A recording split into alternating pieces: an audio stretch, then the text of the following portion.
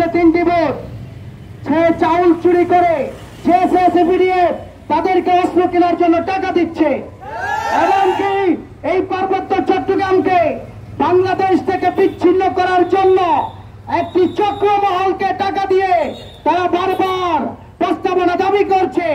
আমরা তার তীব্র নিন্দা জানাচ্ছি এবং তারই সাথে সাথে আবার বলতে চাই, আপনারা জানেন গতকালকে খাগড়াছড়িতে মানববন্ধন এবং বিক্ষোভ মিছিল এবং 7 দিনের আলটিমেটাম দিয়েছেন উপদেষ্টা শুভদীপ চাকমাকে 7 দিনের ভিতরে পদত্যাগ করার জন্য। এবং কারা দিয়েছেন জানেন কিনা? মারমা ত্রিপুরা সম্প্রদায় ওখিয়া যারা আছে সবাই মিলে 7 দিনের একটি আলটিমেটাম দিয়েছেন উপদেষ্টাকে। তারই সাথে সাথে আমরা বলতে চাচ্ছি, গুম অবৈধ অস্ত্র সবকিছু বন্ধ করে এই বাংলাদেশকে মুক্ত করতে হবে। শুভদীপ চাকমা সরকারি রাষ্ট্রীয় সকল সুযোগ সুবিধা নিয়ে এই 3 পার্বত্য জেলাকে কেন পাইতারা করতেছে, কেন এই আমাদের পাহাড়ি বাঙালির একটা সমৃদ্ধ বন্ধন এটা নষ্ট করতেছে। আমরা তীব্র প্রতিবাদ ও নিন্দা জানাই। পার্বত্য উপদেষ্টা যে সব কথাগুলো বলছে আদিবাসী স্বীকৃতি নিয়ে, এটা উনি যদি অবিলম্বে উনি যদি এটা প্রত্যাহার না করে এবং দেশ ও জাতির কাছে ক্ষমা না চায়, ওনাকে এই রাঙ্গামাটিতে ঢুকতে দেওয়া হবে না।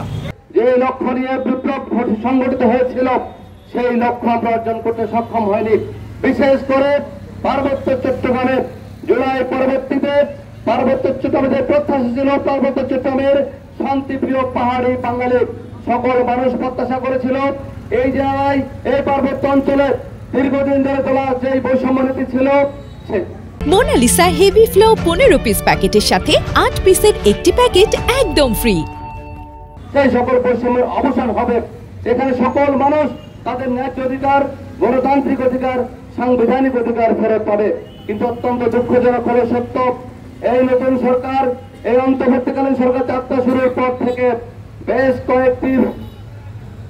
কয়েকজন উপদেষ্টা এবং বেশ কয়েকটি সরকারের প্রতিষ্ঠান পার্বত্য চট্টগ্রামের মানুষের আশা আকাঙ্ক্ষা অর্থাৎ বৈষম্যদের বিরুদ্ধে সরকার তার বিপরীতে তারা চলাফেরা করছে।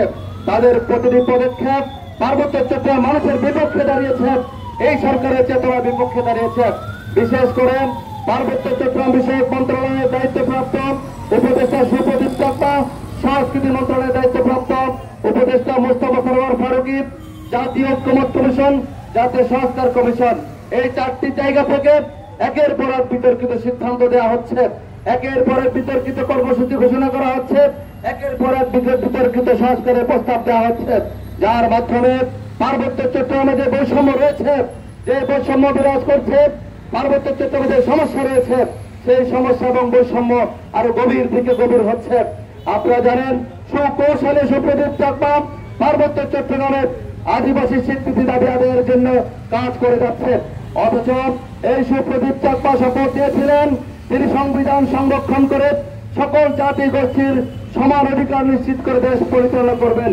কিন্তু তিনি উপদেষ্টার দায়িত্ব পাওয়ার পর থেকে উনি কিভাবে সংবিধান বিরোধী আদিবাসী শব্দ ব্যবহার করেন এবং আদিবাসী স্বীকৃতির কথা তিনি তুলে ধরেন, আমি তীব্র নিন্দা এবং প্রতিবাদ জানাই। আমি সরকারকে আহ্বান করতে চাই, এই শুভদীপের বিরুদ্ধে আপনারা তদন্ত করুন, তার এই দৃশ্যতার বিরুদ্ধে ব্যবস্থা গ্রহণ করুন। একইভাবে মোস্তফা সরোয়ার ফারুকী ক্ষুদ্র নৃগোষ্ঠী শব্দ কিভাবে বাদ দিয়েছেন, সেই ক্ষুদ্র নৃগোষ্ঠী শব্দ বাদ দিয়ে তিনি সেখানে জাতি বৈচিত্র্য শব্দ দিয়ে একটি আদিবাসী শব্দকে বাস্তবায়ন করার জন্য, আদিবাসী স্বীকৃতি সেই ষড়যন্ত্রকে বাস্তবায়ন করার জন্য কাজ করে যাচ্ছে।